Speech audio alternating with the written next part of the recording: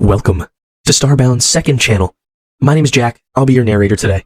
Before we start the video, please just go below and check to see if you're subscribed. It's 100% free and it just allows our videos to pop up on your feed more often. Thanks for watching. Stay away from Earth. The message was brief, transmitted in perfect Idorian across all known frequencies. What unsettled the Empire's intelligence analysts wasn't the content. They'd received plenty of warnings before. It was the source. A primitive planet that shouldn't have been capable of detecting their cloaked surveillance vessels, let alone communicate across light years in their language. Prince Egot's claws clicked against the ancient stone floor of the war room, each step echoing through chambers that had witnessed the planning of 1,000 conquests. The royal palace of Gathan had been carved from a single mountain of black granite in the time of his great-grandfather. Its walls adorned not with the gaudy crystals favored by lesser species, but with the bones of those who had dared to resist the Empire's inevitable expansion. He paused before a particularly eye-catching display, the complete skeleton of a Centaurian warchief. Their species had also sent warnings, made threats. Now they existed only as artifacts and cautionary tales. The thought should have comforted him, but something about this situation with Earth felt different. "You seem troubled, my son." Emperor Akan's voice filled the chamber like rolling thunder. The Emperor's massive form emerged from the shadows, his obsidian scales almost blending with the dim light. Weak bioluminescent light emerged from beneath those scales in a display of barely contained power. His father's curved horns, each as long as Egot's arms, bore the ceremonial etchings of 100 successful campaigns. Egot straightened to his full height, still 2 feet shorter than his father. The humans knew we were watching. They shouldn't have known. "And that is precisely why they must be dealt with now." The Emperor's sulphurous breath carried across the chamber. "Their rate of technological advancement is unprecedented. Our projections show them achieving interstellar travel within decades, not centuries." "Then why not wait until they reach space? Destroy them in open combat as tradition demands." The Emperor's claws scraped against the stone as he moved to activate the war room's primary display. A holographic Earth appeared between them, surrounded by data streams that made Egot's heart race. The humans' progression from primitive combustion engines to crude atomic weapons had taken less than a century. Their information technology doubled in power every few rotations of their world. "Because, my son, they are dangerous, in ways that numbers cannot fully capture." The Emperor's tail lashed against the floor. "They learn fast. Every challenge makes them stronger. Consider their response to capturing our scout ships. Instead of accepting their fate or trying to flee like any sensible species, they unite and prepare for either friendship or war." Egot studied the projection, noting the humans' bizarre habit of deliberately exposing themselves to danger for what their data suggested was simple curiosity. The message had nothing about friendship. "Perhaps, but their diplomatic channels remain open." The Emperor activated another display, showing the message that had prompted this meeting. "They are clever enough to detect our presence despite our best stealth technology. Clever enough to learn our language from the limited data stored in a single captured scout vessel. These humans," he let out a growl, "they must be eliminated before they can become a true threat." "And you wish me to lead this campaign?" Egot felt the weight of the moment pressing down on his armored shoulders. His first command would be a preemptive strike against a pre-FTL civilization. There was little glory in such an assignment. "I wish you to learn, my son." The Emperor's glowing red eyes fixed upon him. "The humans represent everything that makes a species dangerous to our dominion. They breed quickly. They learn faster than others. Their technologies advance in unexpected ways, but most concerning." He enlarged a section of the data stream. "They imagine." "Imagine, Father?" "Their information networks are filled with stories, tales of conflict with beings from beyond their world. In many of these stories, they win." The Emperor's voice carried a note of genuine concern. "They rehearse war with the unknown before ever encountering it. They prepare for threats they have never seen, and they do that for fun." Egot examined the data more carefully now. The humans' entertainment indeed seemed fixated on scenarios of interstellar conflict. In some of their movies, their primitive civilization somehow prevailed against vastly superior forces. Such hubris would amuse him normally, but combined with their rapid advancement and their impossible detection of the Empire's scouts? "You understand now?" The Emperor placed a massive clawed hand on Egot's shoulder, his scales scraping against his son's ceremonial armor. "We must strike while we hold absolute advantage. Your task is not to wage a glorious war, but to prevent one. To eliminate a threat before it fully materializes." "Yes, Father."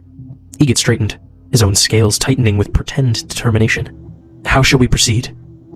The Emperor's mouth curved into what passed for a smile among their kind, his sulphurous breath washing over his son. First, we shall offer them peace, as we always do. Then we attack when they expect a peaceful first contact.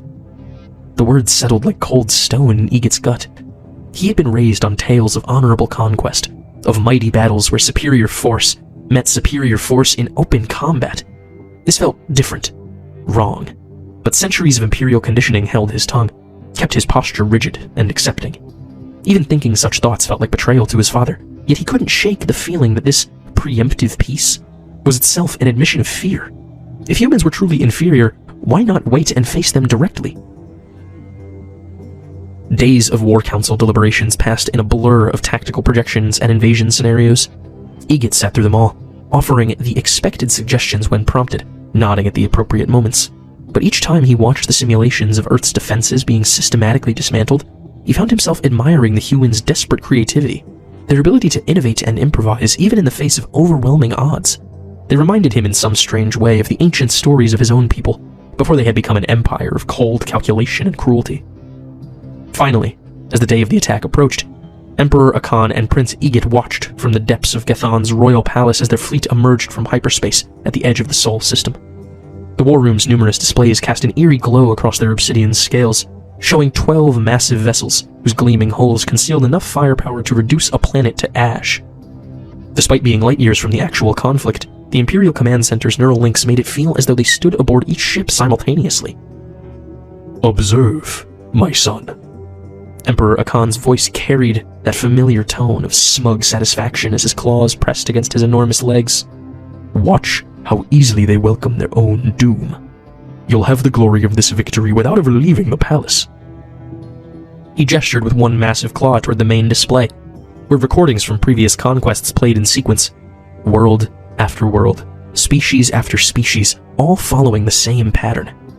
The war room screens showed the archives in perfect clarity. The Centurions opening their spaceports in celebration, the Stellari colonies preparing great feasts for their celestial visitors, the Ciarians exchanging cultural artifacts right up until the moment the plasma cannons melted their cities. The bones of their leaders now adorned the very walls from which their extinction had been orchestrated. Our appearance alone usually terrifies them into compliance. The Emperor continued, his scales tightening with amusement as he lounged in his command throne.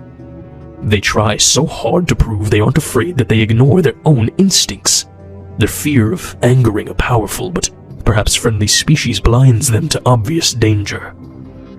Egit monitored the incoming transmission through his neural interface, far more modest than his father's ancient throne. Earth's first response made his scales prickle.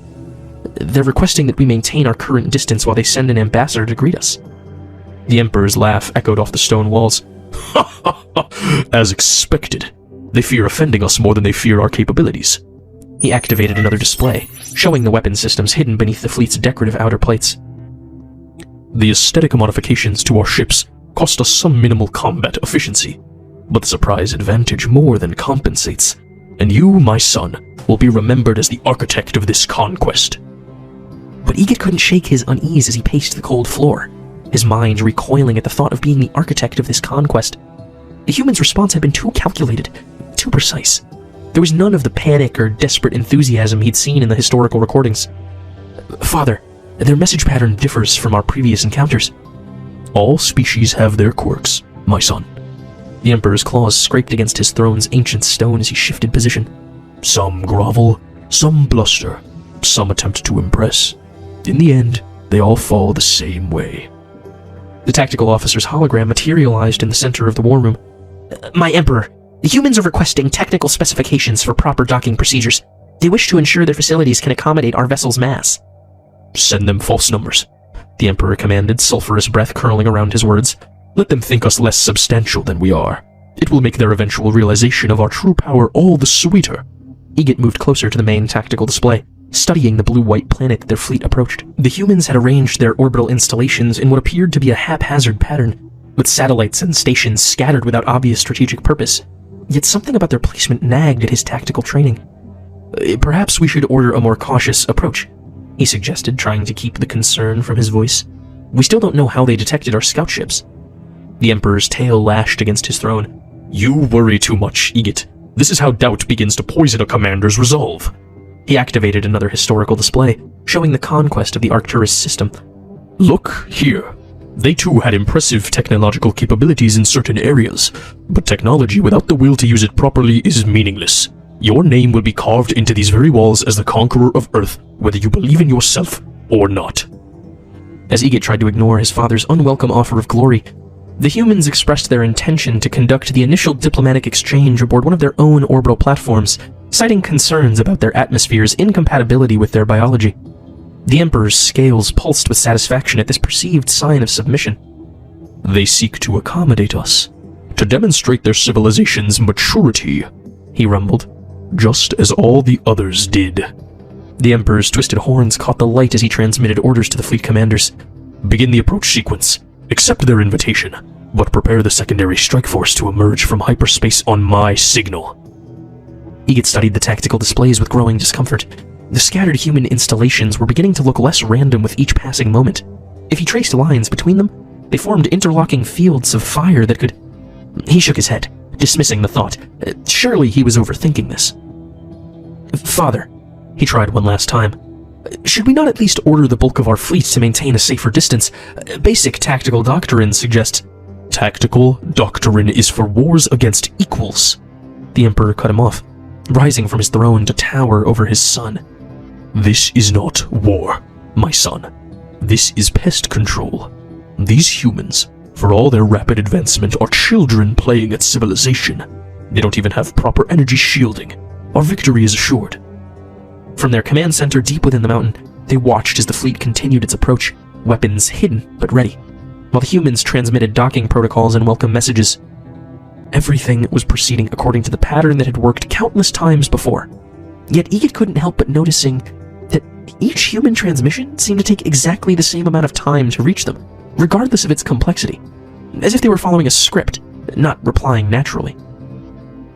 Time to enlighten another species about their true place in the galaxy, the Emperor declared, his massive form casting shadows across the tactical displays. Watch closely, my son. This is how we ensure the Empire's dominance, not through brute force alone, but through the artful manipulation of lesser beings' desires to prove themselves worthy of the stars. The fleet passed the orbit of the humans' moon, formation perfect, weapons primed beneath their decorative plates. Egot's claws dug into his palms as he watched the distance decrease. The scattered human installations now seemed to be adjusting their positions slightly, movements so subtle they barely registered on the tactical displays. Everything was going according to plan. Everything was proceeding exactly as it had dozens of times before. Everything was perfect. Too perfect. And before Egot could express his worry, the first explosion caught everyone in the war room by surprise as one of their ships exploded before even firing its weapons. One moment, the tactical display showed their lead ship approaching the humans' orbital platform. The next, a shining light consumed the ship, reducing it to nothing. Impossible! The Emperor breathed, sulphurous breath hanging heavy in the air as he leaned forward on his throne. The supposedly random pattern of human installations suddenly revealed their true purpose, each position marking a node in an interlocking web of defensive fire. Egot watched in horror as primitive but devastatingly effective kinetic weapons, simple metal projectiles accelerated to relativistic speeds, tore through their fleet's supposedly superior shields. The humans hadn't waited for the Idorian ships to reveal their hostile intentions. They had known. They had prepared. Evasive action! The Emperor's roar shook dust from the ancient ceiling. Deploy combat screens! Return fire! But even as he gave orders, more human weapons revealed themselves. What they had witnessed as debris turned out to be carefully positioned missile platforms, each launching swarms of nuclear-tipped projectiles. The Neuralink fed tactical data directly into their brains, forcing them to experience every moment of the slaughter. Egot felt phantom pain as the first ship's crew died, their final moments broadcast through the command network. The vessel's death throes played out across multiple displays, its hull peeling apart under the relentless barrage. They knew it! Egot realized, watching as the humans executed perfect overlapping fields of fire. That's the only explanation. Silence! The Emperor's tail lashed violently enough to crack the stone floor. They are primitives! They cannot possibly... His words cut off as another ship disappeared from the tactical display, its death marked by a spectacular explosion that scattered debris across the carefully planned formation. More ships fell as the humans revealed layer after layer of prepared defenses.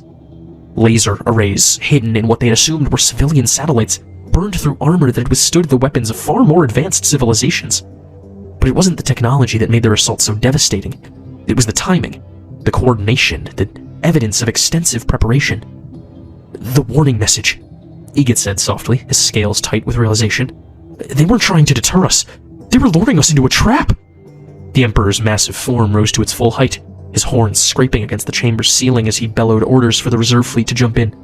We will not be humiliated by primitives. We will not... My Emperor! The tactical officer's hologram flickered with urgency. They're targeting our command and control frequencies. Somehow they used the data from the captured scout ship to... The transmission dissolved into static as human electronic warfare systems began systematically dismantling their combat networks. Egid watched as the humans demonstrated just how much they had learned from that single captured vessel. Their electronic attacks displayed an intimate knowledge of Idorian communication protocols, targeting critical systems the moment they were needed the most. Each strike revealed years of preparation. All ships, withdraw immediately, Egret tried to order, but his father's massive clawed hand clamped down on his shoulder. You forget yourself, my son, the Emperor growled. I command here. This changes nothing. They simply struck first, but we have other fleets. A new message cut across all their frequencies, broadcasting again in perfect Idorian. This was your only warning. We have demonstrated a fraction of our defensive capabilities. Return to Earth, and we will demonstrate our offensive ones. The Emperor's laugh held a note of hysteria. More bluffs from desperate primitives. They dare to threaten... Father, Egid interrupted, his voice steady despite his racing heart. This was all planned. We lost the battle the moment they captured our probe ship. We should stop this and rethink our strategy. The war room's displays told the story in brutal clarity. Of their initial 12 ships, 7 were complete losses, 3 were crippled, and 2 were combat ineffective. The reserve fleet hung at the edge of the system waiting for orders, but the humans had already demonstrated their ability to engage targets at that range. Impossible, the Emperor repeated, but softer now. They're primitives. They don't even have proper energy shielding. No, Egid said, straightening to his full height. They have exactly what they need. They knew we were coming. They prepared and won. We should accept the loss and retreat with honor. The Emperor's claws dug furrows in his ancient throne. You suggest we flee? Like cowards? I suggest we learn, Father. Egid gestured to the tactical displays. They didn't just defeat our ships. They proved they understood us, studied us, prepared for us, and then gave us a chance to withdraw. He paused, letting the implications sink in, just like our ancestors would have done in their position. As if to emphasize his point, another message arrived. Your remaining vessels have 16 minutes to begin withdrawal before we initiate our next phase of defensive operations. We will transmit safe departure vectors. Use them or die. The Emperor's scales rippled with rage, but Egid could see the calculation behind his father's glowing red eyes. Their fleet was in ruins, their tactical surprise was lost, and somewhere out there a species they had dismissed as primitive had not only anticipated their every move, but had chosen to let them retreat rather than press their advantage. Signal the withdrawal, the Emperor finally growled, his massive form seeming to shrink as he sank back into his throne. But this is not over. We will return with... No, Father, Egid said, in shock as he stared at a glowing display. I don't think we will. His claws trembled as he processed the new data streaming across the tactical screens. They're not letting us retreat. They never intended to. The Emperor rose from his throne, moving to see what had caused his son's scales to pale. The displays showed human warships emerging from hyperspace throughout Idorian territory. Not dozens, but hundreds. They had somehow mapped the Empire's defense grid, its shipyards, its primary military installations. The safe departure vectors they'd transmitted were leading the surviving ships directly into prepared kill zones. Impossible, the Emperor breathed, but the word had lost its force. They don't have faster-than-light capability. They can't. They might have reverse-engineered it, Egid interrupted. From the scout ship. They didn't just study our weapons and communications. They took everything. New alerts flashed across the screens as human vessels appeared in orbit around their primary shipyard worlds. And they built their warfleet in secret in the years we spent deciding the fate of their planet, thinking ourselves so clever, so superior. The war room erupted in chaos as reports flooded in from across Idorian space. The humans weren't just attacking military targets.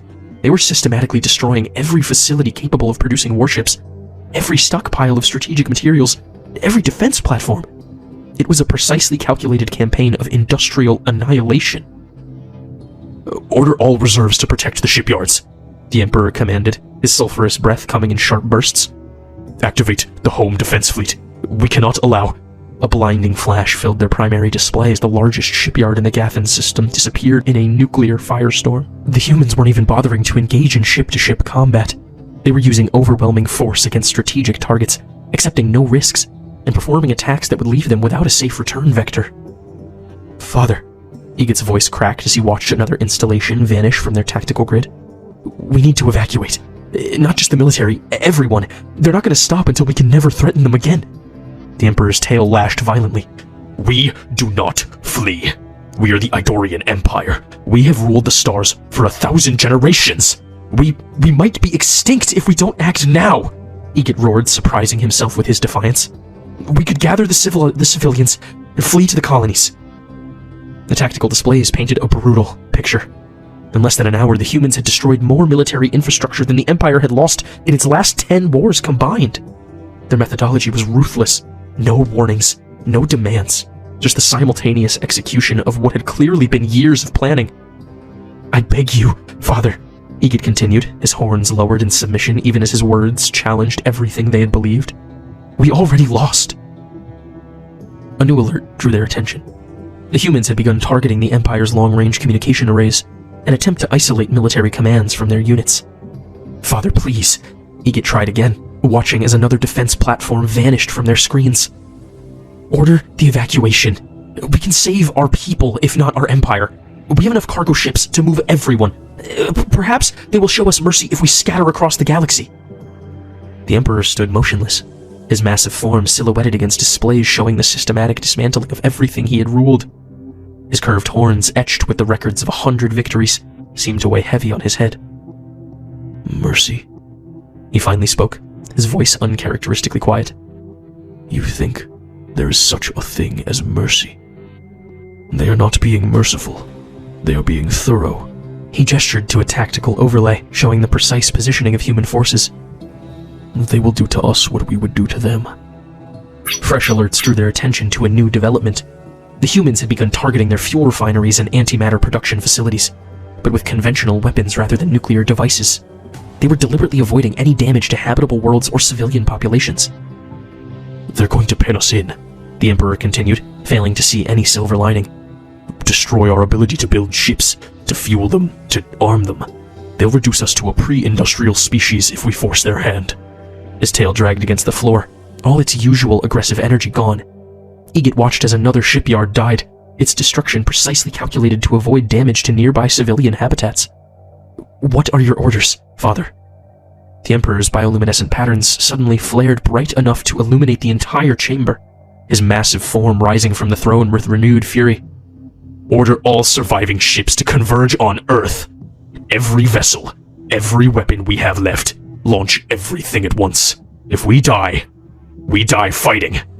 Father, no! Egid's heart raced as he watched madness overcome reason. They've demonstrated that they can— I am Emperor. The roar shook dust from the ancient ceiling. I will not be humbled by primitives. Better extinction than submission. Now send the order. Egid looked at his father, really looked at him, and saw not the legendary conqueror of his childhood, but a proud creature choosing death over adaptation. In that moment, everything changed.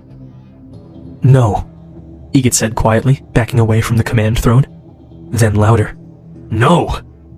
He turned and ran from the war room, his father's enraged roars echoing behind him. His claws clicked against stone as he raced through corridors lined with bones of extinct species, monuments to pride that now seemed like warnings. Reaching the palace's communication hub, he shoved aside the startled technicians and accessed the civilian emergency broadcast network. His voice would reach every Idorian colony, every settlement, every ship still capable of receiving transmissions. This is Prince Egid, he announced, his voice steady despite his racing hearts. Our empire has fallen. The humans have destroyed our capacity for war, but perhaps we have a chance to survive if we abandon our dreams of conquest. My father chooses extinction. I choose survival. Any who wish to live, flee to the outer colonies. Abandon military service. Save yourselves and your children. The age of the Idorian Empire is over. The age of survival begins. Behind him, he could hear the sound of guards approaching. His father's final orders would already be transmitting through military channels, sending what remained of their fleet to its death. But perhaps enough would hear his message. Perhaps enough would choose life over pride. Egot straightened his spine, ready to face the consequences of his choice. He had chosen an uncertain future over certain death. The palace guards found him in the communication hub, but their hesitation was all he needed. Egot pushed past them, using his lifetime's knowledge of the palace's corridors to reach the nearest landing bay. His father's furious orders echoed through the neural network, but they were already being drowned out by the chaos of evacuation. It took a while for a colonial ship to rescue him, commanded by a captain who had chosen survival over loyalty. Egot made the leap just as the ramp began to close, leaving behind everything he had ever known. As the ship burst through Gathen's atmosphere, he felt the weight of imperial destiny fall away, replaced by the burden of ensuring his people's survival. From the viewport of the colonial transport ship, Egot watched his homeworld grow smaller.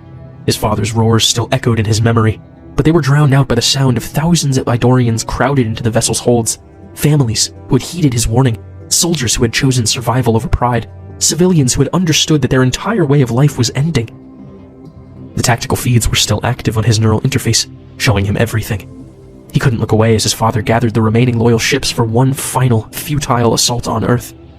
The Emperor's last transmission blazed across all frequencies. We are the Idorian Empire. We do not submit. We do not...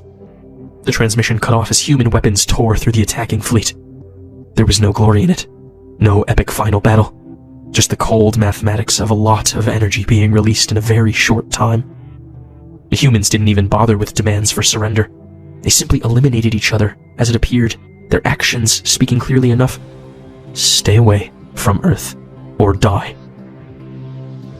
My Emperor, one of his father's former advisors approached, horns lowered in submission. The title felt wrong to Egot. He had never wanted to gain the crown this way. The humans are approaching Gathen. It seems they're targeting the palace specifically. Through the viewport, Egot watched lances of light descend from orbit. The royal palace, carved from a mountain and stood for thousands of years, decorated with the bones of conquered species, housing the collected knowledge of their empire, disappeared in a flash that lit up half the continent. Are the humans still sending us messages? Egot asked, his claws pressed against the transparent barrier between him and the vacuum of space. The advisor's scales rippled with distress. Nothing. Egot turned from the viewport, forcing himself to focus on the living rather than the ruins of the past. How many heeded the warning? How many ships got away? Early reports suggest 30% of our population managed to evacuate. The fate of the civilians who failed to flee will likely be decided by the humans.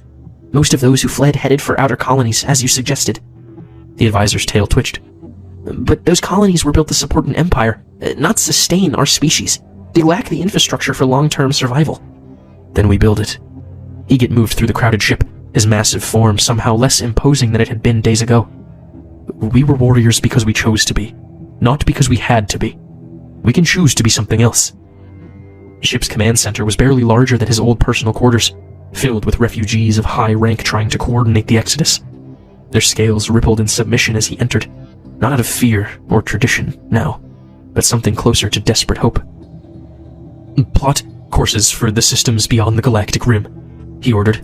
We find worlds too far and too poor for anyone else to want. We learn to live simply, to build rather than take. His claws danced across the tactical displays, marking potential routes. We learn to be small before we can grow again. Small? One of the military commanders spat the word like a curse. We were the greatest empire the galaxy had ever... And now, we are refugees. Egot cut him off. The humans didn't just defeat us. They showed us what a truly great power looks like. One that prepares for years, that builds in secret, that strikes once, and completely. His tail lashed with remembered humiliation. We will rebuild, and we can do the same one day. But perhaps no conqueror species will force our hand like we did to humanity. Through his neural interface, he watched the systematic dismantling of everything his ancestors had built. The humans wasted no shots, no unnecessary destruction. Every target served the single purpose of ensuring the Idorian Empire could never rise again. Send word to all surviving ships, he commanded. Any who wish to follow my father's path of prideful extinction may do so. I will lead those who wish to live to the far reaches of space. We will build new homes, learn new ways. His scales tightened with determination. We will remember this lesson, teach it to our children, write it in our books. The most dangerous species in the galaxy are not those who display their power, but those who hide it until they must use it. Hours passed as reports trickled in. Most of the surviving ships chose to follow him. A few, commanded by older warriors who couldn't abandon their pride, turned back to die in glorious but futile attacks. The humans dealt with them quickly, giving them the warriors' death they sought. A final transmission reached them as they prepared for the long journey into exile. The humans had finished their work. The Idorian Empire's military capability had been reduced to pre-industrial levels. Their shipyards were gone, their fuel refineries were slag, their weapon platforms were debris, but their civilian infrastructure surprisingly remained largely intact. Your species has been contained, the message stated in their own language. Remain within your designated zones and you will be left in peace. Attempt to rebuild your military capability and you will be reduced further. We are still deciding whether we will protect you when the species you conquered learn of your downfall. Egit looked out at the stars, seeing them differently now. Not as territory to be conquered and contained, but as refuge to be sought. His father had named their campaign the Emperor's Last Conquest. He had been right, in a way. It was the last conquest, but not as the retirement he had intended. Set course for the void between spiral arms, he ordered. We find empty stars, dead worlds, places no one else would want. His claws traced the star maps, plotting their journey into voluntary exile. And if we ever encounter the humans again? One of the children asked, looking up at him with innocent curiosity. Egit lowered his horns to meet the child's gaze. Then we hope enough time has passed for them to forget us. Or at least forgive us. He straightened, looking out at the endless stars that awaited them. And if they have, we vow never to repeat the mistake of attacking them again. The ship of the Exodus disappeared into hyperspace, carrying with them not the pride of the Empire, but the humility of a species that had glimpsed its own extinction and chosen a different path. Behind them, the bones of their conquests turned to dust in empty halls, monuments to a kind of greatness Egit would teach them to never seek again.